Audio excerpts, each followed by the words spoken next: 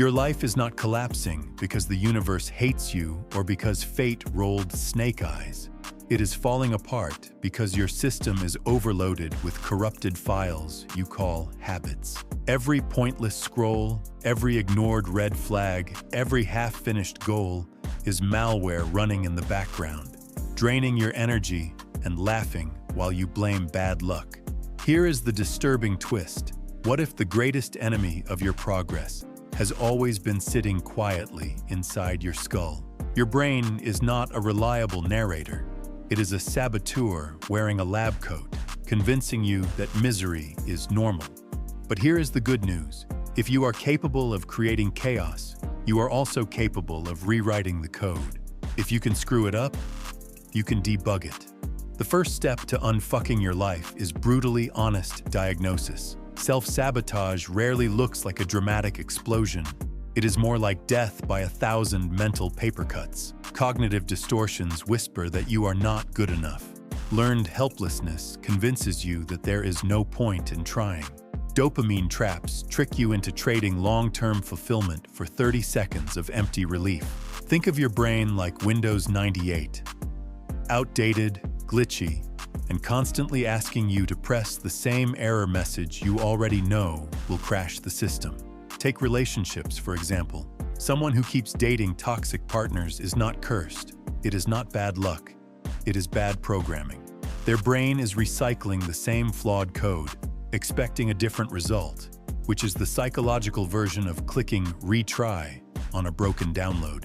Recognizing these bugs is uncomfortable, but it is the only way to stop running on a system that keeps freezing your potential.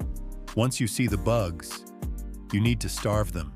The truth is, most dysfunction does not come from inside you. It is fed by the environment, the people you keep around, and the rituals you repeat without questioning. You cannot heal in the same swamp where you drowned, so stop throwing pool parties with your demons and expecting to feel clean afterward. Psychology calls this habit loops. A trigger sparks a routine that delivers a reward, even if that reward is just temporary relief. Doom scrolling, gossip, toxic friends, they all feed the same loop. Breaking free is not about superhuman willpower. It is about designing an environment where the swamp water dries up. Move the triggers, starve the habits, and your system will finally have a chance to reset. Spotting the bugs is not enough. You need to rewrite the code. This is where psychological tools step in, and they are less like self-help cliches and more like jailbreak software for your brain. Cognitive behavioral therapy reframing can turn "I always fail" into "I learned what not to repeat." Journaling acts as your personal debugger, catching the glitches before they spread. Mindfulness lets you notice when your mind is running on autopilot and slam the brakes. Exposure therapy, on the other hand, is like pressing update by facing the very fears that have kept your operating system frozen in the past. Here is the twist. Rewiring has little to do with raw willpower. Studies in behavioral psychology reveal that most lasting change comes from hacking cues and rewards, not from gritting your teeth. Imagine your brain as a smartphone with apps that constantly spy on your attention. Instead of letting those default settings track and trap you, jailbreak the system, delete the junk apps, move the good ones to the home screen, and stop letting your mind's code run against you. Now that your operating system is patched, you need a firewall. Otherwise, toxic influences will reinstall the same viruses you just deleted. Boundaries are not about being cold or selfish. They are about psychological self-respect. Think of them as the antivirus software that prevents emotional hackers from draining your system dry. And here is the brutal truth. If people drain you like a bad Wi-Fi connection, it is time to change the password. Consider this quick story. Someone constantly says yes to every request, covering extra shifts, babysitting friends' chaos, always putting themselves last. They are exhausted, resentful, and quietly burning out. Then one day, they finally say no to a demand that crossed the line. At first, people push back, but slowly something changes. The respect they never had before starts appearing.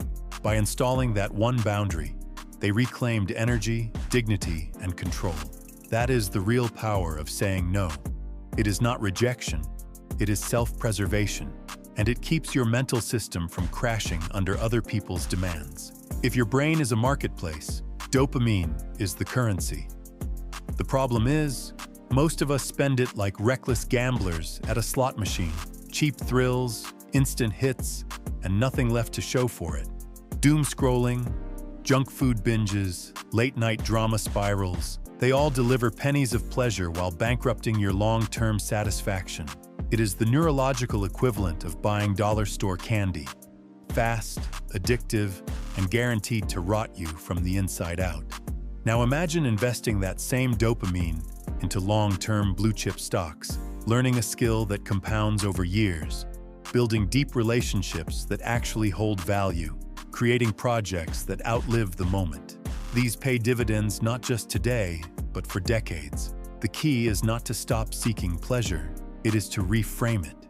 Redirect your dopamine from temporary distractions to permanent upgrades.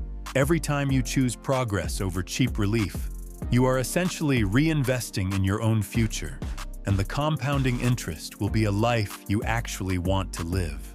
Unfucking your life is not about becoming perfect. It is about becoming functional, then dangerous. Functional enough to stop breaking your own system, and dangerous enough to start bending reality in your favor. Once you patch the bugs, cut the poison, rewire the code, and install boundaries, you are no longer just surviving. You are rewriting the entire program. Here is the punchline. Congratulations. You are no longer a background app quietly draining power. You are the main program, the one everything else has to run around. That is the real upgrade. The aha moment, where you finally realize you are not broken, you are just under-optimized. And the secret is this: the power to unfuck your life is not in waiting for some miracle update. It is in running the system you already have with ruthless precision and unapologetic ownership.